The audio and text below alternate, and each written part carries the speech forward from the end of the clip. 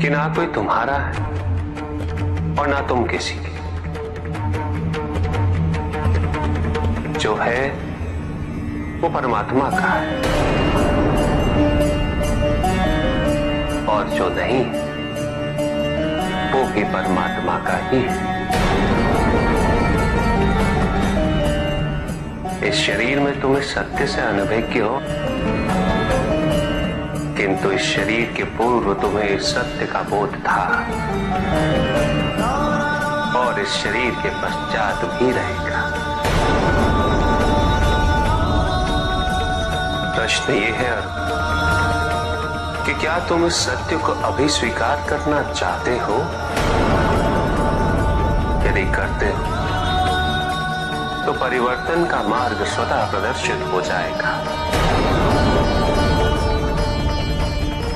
आजीवन तुम प्रत्यक्ष को ही सत्य मानते रहे, परोक्ष सदैव महत्वहीन रहा।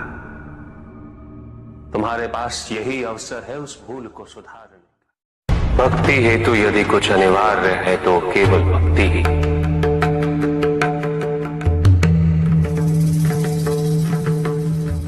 किंतु प्रश्न ये है कि क्या आपकी भक्ति संपूर्ण है?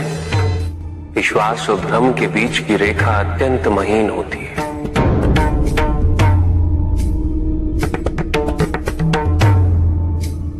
असंख्य व्यक्ति ये नहीं समझ पाते कि उनका विश्वास विश्वास है या भ्रम।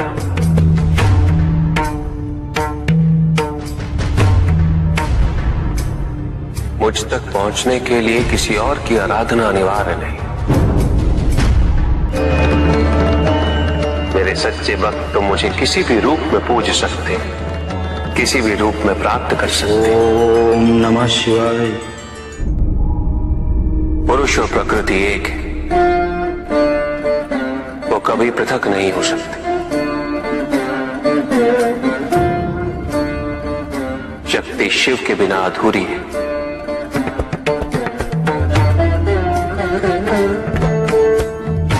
और शिव तो शक्ति के बिना शव के समान है। शिव शक्ति पुरुष प्रकृति का संतुलन सदैव अनर्थकारी सिद्ध होगा। शरीर में यदि स्त्री तत्वों की ऊर्जा नहीं तो शरीर निर्जीव है।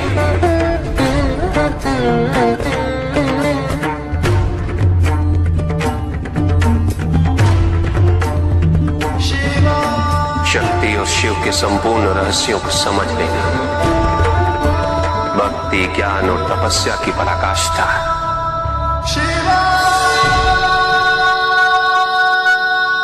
जब ज्ञान के लिए शब्द पर्याप्त ना हो, उदाहरण प्रस्तुत करना अनिवार्य हो जाता है। केवल आपके लिए ही नहीं,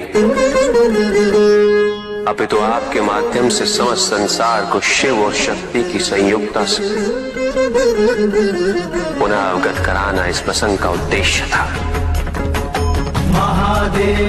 जो पूर्ण हुआ।